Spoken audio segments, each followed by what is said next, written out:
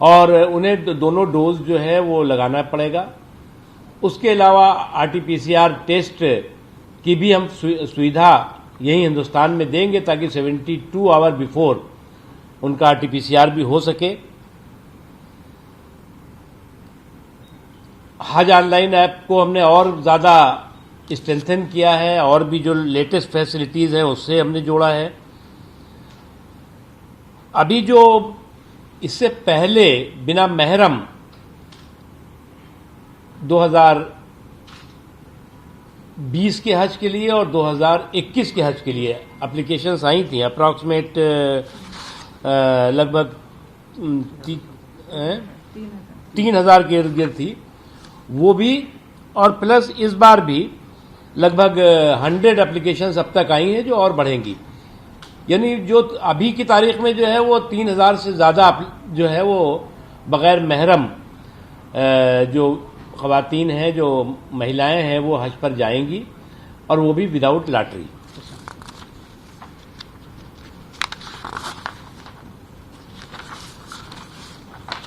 इस बार जो है वो कई कोरोना के बाद ये कोशिश है इंशाल्लाह कि हज हो इस बार।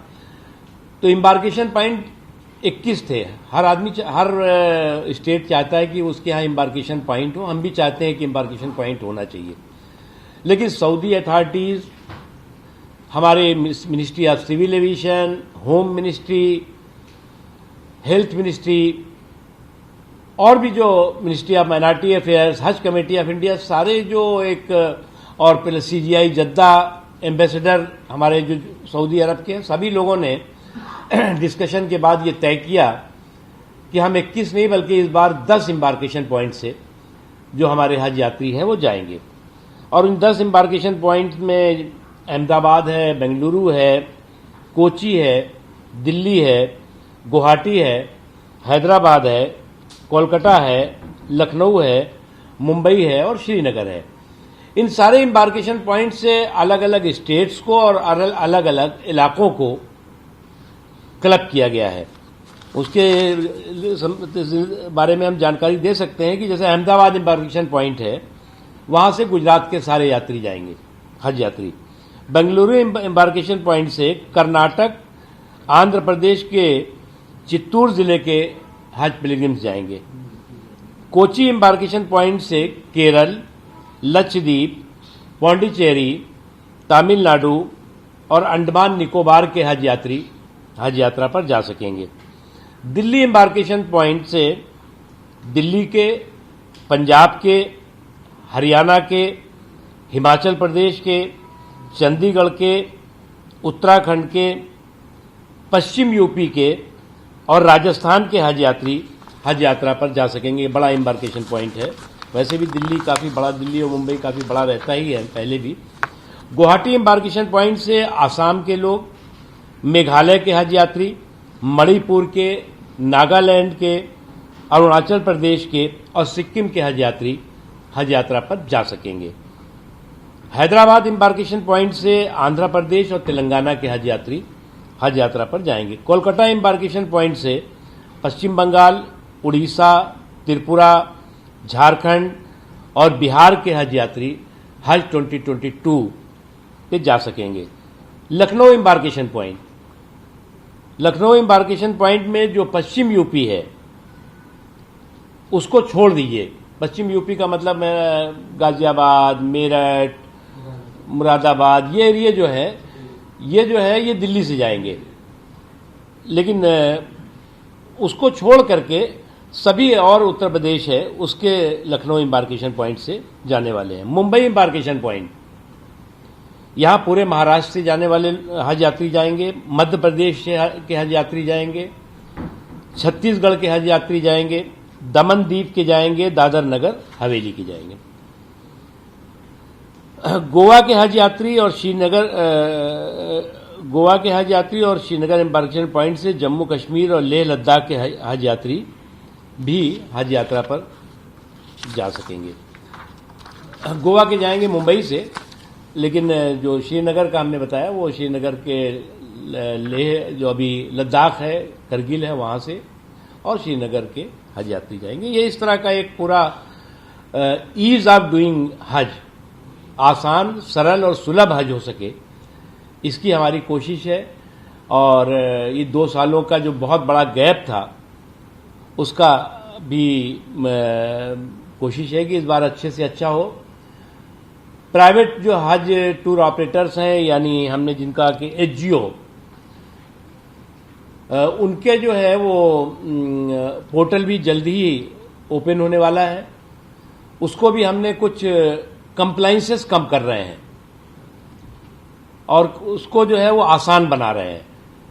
लेकिन आसानी का मतलब ये नहीं है कि उस पर नजर नहीं है, आसानी के साथ साथ उस पर जो है वो सावधानी और नजर भी है, क्योंकि सावधानी हटी दुर्घटना घटी वाली है वहाँ। तो इसलिए ये सारी चीजें भी हम कर रहे हैं। हमारी कोशिश होगी कि ज्यादा से ज्यादा हज यात्री हिंदुस्तान से जा सकें। जहां तक सवाल है, अभी जो आज की तारीख में अप्रॉक्सीमेट 4 लाख के इर्द गिर्द हज यात्रा के लिए एवरेज, कहीं पे कम भी है कहीं ज्यादा भी है, 4 लाख से ज्यादा तो कहीं नहीं है, एवरेज जो है इतना एक हज यात्री का एक्सपेंडिचर आ रहा है, जिसमें एकोमोडेशन है, उनका ट्रांसपोर्टेशन है, एयर फेयर है और सारी चीज। उसके अलावा हमने इस बार जो है वो एक नई चीज की है, वोकल फॉर लोकल। हमारे हज यात्री भी वोकल फॉर लोकल होंगे। जो हमारी पहले क्या होता था कि पहले बेडशीट, टॉवल और छाता, पिलो कवर, ये छोटी छोटी चीजें थी जो कि हिंदुस्तान से खरीद करके एजेंसीज वहां बेचती थी, ले जाकर रुपए में खरीद करके डॉलर में बिकती थी। तो इस बार हमने तय किया है कि हम हज यात्रियों को ये चीजें यहीं पे देंगे। जो चीज यहां पर जो है वो 20 रुपए की होती थी, वहां 100 रुपए की मिलती थी। तो हमारी कोशिश है कि सभी को मिलेगी, अच्छी क्वालिटी की मिलेगी और बेहतर क्वालिटी की चीजें हम दे पाएंगे। और इसमें कोई हमें यह भी तय किया कि इसमें किसी भी हज यात्री से हम ये चीजें दे रहे हैं तो हम कोई सरप्लस पैसे नहीं लेंगे उनसे। जो अभी हमने जोड़ा है वो उसके अंदर ही ये होगा। मुझे तो यही कहना है। उसके अलावा आप लोगों को कुछ सवाल पूछने हैं तो आप लोग उसमें ये मालूम करना था कि बारे में कोविड प्रोटोकॉल कि 2 डोजेस कंपल्सरी होंगे पर आरटीपीसीआर टेस्ट भी होगा। जी हाँ, 2 डबल डोज कंपल्सरी है। आरटीपीसीआर वहां के रिक्वायरमेंट के हिसाब से जब एयरपोर्ट पे हिंदुस्तान का हज यात्री उतरेगा तो उसका आरटीपीसीआर जो है वो उस वक्त निगेटिव होना चाहिए 72 आवर। तो उसका भी हमने अभी आज मीटिंग में तय किया है, अरेंजमेंट कर रहे हैं कि इन सारे एम्बार्केशन पॉइंट्स पर ही हम आरटीपीसीआर के टेस्टिंग की व्यवस्था करेंगे और वो टेस्टिंग होगी जो कि उनके देश में एक्सेप्टेबल होगी। क्योंकि मतलब गांव से करा लिया आपने और पता लगा कि सऊदी अथॉरिटीज उसको मान ही नहीं रही हैं, तो वो होगी। और हम चाहते हैं किसी भी तरह की ईज ऑफ डूइंग हज, हम बार बार कह रहे हैं ना, हम किसी भी तरह की हिंदुस्तान के हज यात्रियों को कोई दिक्कत ना हो, इसलिए सऊदी में के अंदर भी हमने मक्के में भी मदीने में भी काफ़ी कुछ अरेंजमेंट्स किए हुए हैं, कैंप बनाए हुए हैं, सारी चीज़ें करी हैं। और यहाँ पर भी हम स्पेशल अरेंजमेंट्स कर रहे हैं। और सारे एम्बार्केशन पॉइंट्स पर जो हमारे सीनियर ऑफिसर्स हैं यहाँ पे हज कमेटी ऑफ इंडिया के, तो जो नंबर पहले यहाँ से 2 जाते थे वो उसके डबल जाने वाले हैं। मतलब 2 तो मैंने एक एग्जाम्पल दिया, यानी जितने अभी तक एम्बार्केशन पॉइंट्स पे जाते थे उससे डबल ऑफिसर्स लोगों की हेल्प के लिए जाएंगे। और हमने कहा है कि जो हमारे हज कमेटी के पुराने जो अनुभवी मेंबर्स हैं उनकी भी सेवाएं हम एम्बार्केशन पॉइंट्स पे लेने वाले हैं। 70 साल से जिन विदाउट महरम जो बेचारी नहीं जा पा रही थी उनके साथ कॉल कर रहा था मेरा तो इसलिए उन्हें भरना ही पड़ेगा फिर से। इक्वलिटी का जो कॉन्सेप्ट है वो कह रहे हैं कि यहाँ पे खत्म हो जाएगा। इक्वलिटी का कंसेप्ट 70 साल से याद नहीं आया आपको? अरे तो 70 साल में जो है उन्हें बेचारी जो है वो हज पे जा नहीं पाती थी, तो इसलिए उनके साथ तो जो अन्याय हुआ है तो न्याय तो होने दीजिए। जी बताइए सर। सर जो 20,000 ऑनलाइन एप्लीकेशन आए हैं, कुछ ऐसे भी कंसर्न है जो ऑनलाइन नहीं भर पाए हों किसी कारण से, बिकॉज ऑफ लिटरेसी या कोई अदर रीजन से सर? नहीं, वो हमें उनको हेल्प मिल रही है, अलग अलग स्टेट्स की मिल रही है, अलग अलग जो हमारे वक्त जो बोर्ड्स हैं अलग अलग, उनमें भी हमने कॉमन सर्विस सेंटर्स में कहा है कि उनको मदद करें। हज कमेटी के ऑफिसेज में मदद हो रही है। और खुशी की बात यह है कि ऑनलाइन तो मोबाइल पे ही लोग भर रहे हैं, ये बहुत बड़ी बात है। और ये इंडिया में जो है वो डिजिटल लिटरेसी बढ़ी है। हमारे गांव में भी जो है स्मार्टफोन लेकर के बच्चे लोग जो है वो काम कर रहे हैं, और उनके बच्चे तो हमसे ज्यादा होशियार होते हैं। जी सर, एक बात ये बताइए आप मुझे कि पहले एयर इंडिया जो है वो सरकारी विमान था, सरकारी एयरलाइन थी, लेकिन अब जो है वो प्राइवेट हो चुकी है। तो हिंदुस्तान के आधे से ज्यादा हाजी जो है वो एयर इंडिया से जाते थे, आते थे। अब जो है ये टाटा ने इसको ओवरटेक कर दिया है। तो आपने क्या देखिए बातचीत कुछ हो पाई है कि 50% एक मिनट 50% जो हिंदुस्तान के हज यात्री है वो सऊदी अरब एयरलाइन से जाएंगे, और 50% जो इंडियन कैरियर्स है, इंडियन एयरलाइंसेज हैं, मतलब इंडियन एयरलाइंस की बात नहीं कर रहा हूं, इंडियन एयरलाइंसेज जिसमें कि आपने विस्तारा भी कहा और भी तमाम है, कई है, उसका सबके नाम नहीं ले रहा हूं, वो बिड होगी और उसकी जो है वो प्रोसेस शुरू हो गया है। तो उसमें हमारी कोशिश होगी कि कम से, जो अभी आपने कहा ना कि कम से कम एक्सपेंडिचर हो, तो हमारी कोशिश होगी कम से कम एक्सपेंडिचर और ज्यादा से ज्यादा सुविधा और अच्छे एयरक्राफ्ट, क्योंकि इस बार जो है वो किसी को ये बहाना नहीं है। बड़े बड़े एम्बार्केशन पॉइंट हैं, तो कोई ये नहीं कह सकता कि वाइट बॉडी नहीं हम देंगे, छोटे बड़े जहाज हम नहीं जा सकते, छोटे जहाज जाएंगे। तो सभी लोग बड़े जहाज से जाएंगे, उससे वक्त भी कम लगेगा और साथ ही साथ जो है सुविधाएं भी ज्यादा है। बातचीत हो गई है, बातचीत शुरू हो गई है आपकी, बातचीत शुरू हो गई है प्राइवेट एयरलाइन से? नहीं, बात करने की जरूरत नहीं है, बिड होने का भैया, उसमें तो ओपन जो है वो टेंडर होता है ना, ग्लोबल टेंडर होगा। हाँ, प्रोसेस है, प्रोसेस उस बारे में बात फाइनेंस मिनिस्टर से बात हुई है और उसमें उनका पॉजिटिव रिस्पांस। सर, कश्मीर से डायरेक्ट फ्लाइट को लेकर कुछ बातचीत हुई है, कुछ लोगों की ये राय कि यहाँ से जैसे है, तो कश्मीर से भी क्या इस बारे में कोई किया जा रहा है? भाई देखिए, अब कश्मीर से तो सीधी जा रही है जो हज यात्री हैं उनके लिए, उसके अलावा जो कुछ प्राइवेट टूर ऑपरेटर्स और कुछ सोशल ऑर्गेनाइजेशंस के लोगों ने ये सुझाव दिया है, तो हम सिविल एविएशन मिनिस्ट्री से इस बारे में बात करेंगे कि कश्मीर से भी, श्रीनगर से और जम्मू से भी डायरेक्ट एयरलाइन, डायरेक्ट फ्लाइट जो है वो सऊदी की हो सकती है। सर, हज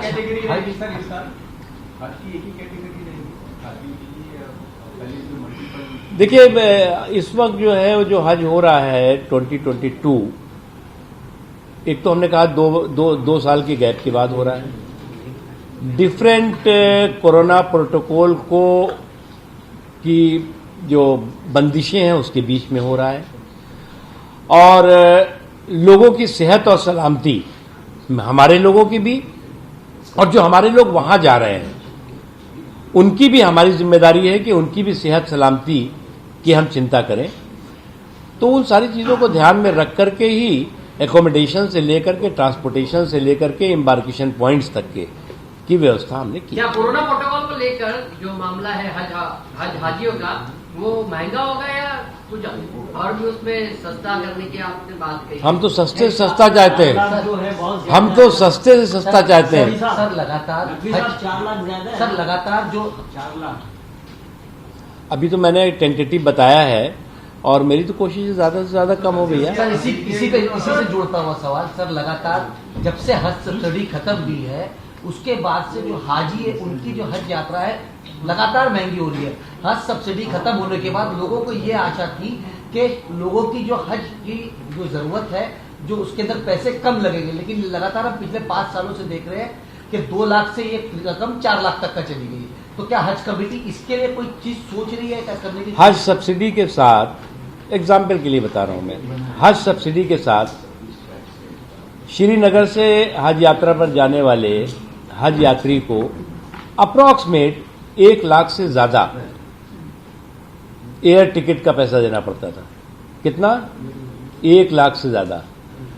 सब्सिडी खत्म होने के बाद जब पहली बार हज यात्रा पर गया हज यात्री, तो उसको लगभग 70 से 75 हजार देना पड़ा, और कमी शायद हुआ, देना पड़ा 60 या यानी कि सब्सिडी खत्म होने के बाद जो है वो 1 लाख से 60 हजार पे आ गया एयर टिकट। सब्सिडी तो एयर टिकट पे थी ना भैया, जो वहां पर रह रहे थे और जो लोग जो एकोमोडेशन और ट्रांसपोर्टेशन पे नहीं थी।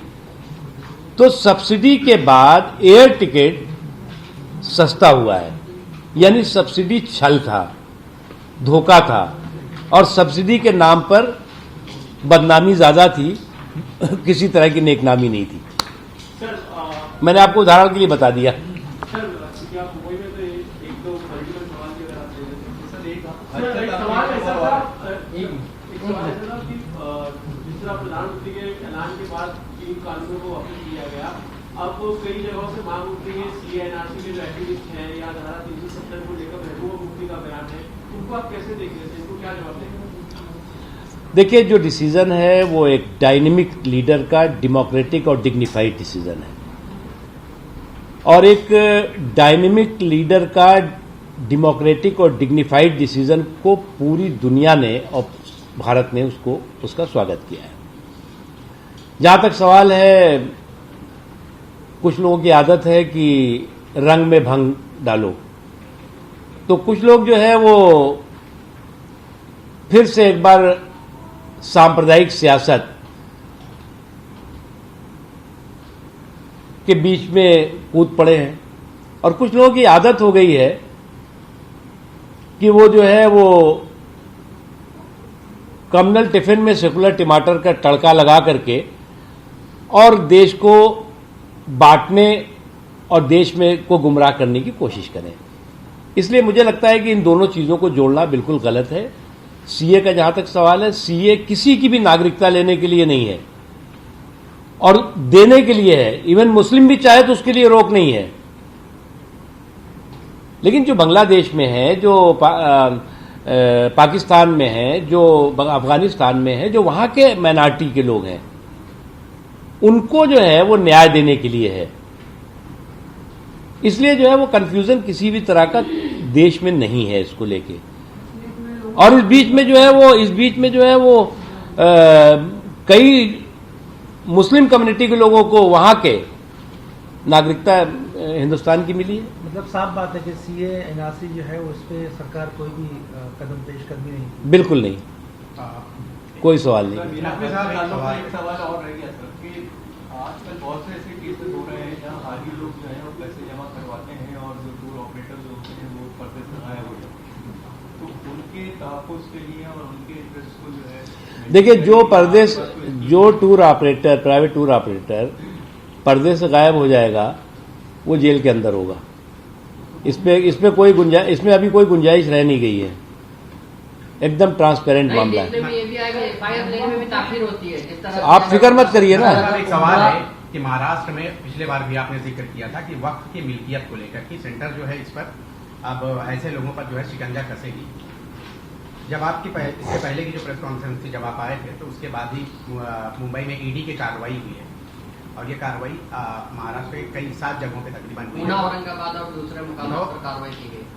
नकवी साहब, क्या अब ये वक्फ को लेकर अब तक तो स्टेट गवर्नमेंट या अब तक जो वक्फ की हजारों करोड़ों की जो इमलाक है, इस पर गैर कानूनी तरीके से कब्जा, इसका जिक्र आपने खुद भी किया था, तो अब मरकज का इसमें क्या रोल रहेगा? अभी ईडी ने पहली बार ऐसा हुआ है कि करप्शन में या घपलेबाजी में ईडी ने दबिश दी है। वक्फ की तारीख में पहली बार ईडी। देखो भैया, ऐसा है कि जो वक्फ प्रॉपर्टीज हैं उनकी सुरक्षा, उनकी सेफ्टी, उनकी सिक्योरिटी और उनका प्रॉपर कौम के लिए, समाज के लिए यूटिलाइजेशन हो सके, ये हमारी प्रायोरिटी है।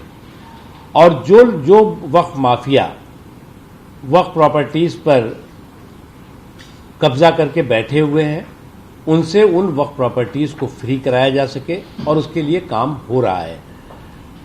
हरियाणा में हुआ है, उत्तर प्रदेश में हुआ है, महाराष्ट्र में भी शुरू हुआ है, कर्नाटक में, और अलग अलग जगहों पे ये काम साइलेंटली बट इफेक्टिवली हो रहा है। हम यहाँ चेकिंग नहीं करेंगे, हम तो यहाँ से आरटीपीसीआर टेस्ट करा देंगे। हाँ, कराएंगे जी सर, कराएंगे। आपको तो 3 दिन चाहिए। जी सर, जी सर, जी सर। गाँव से वहाँ से नहीं सर, यहीं से हम ये सुविधा देंगे यहाँ से।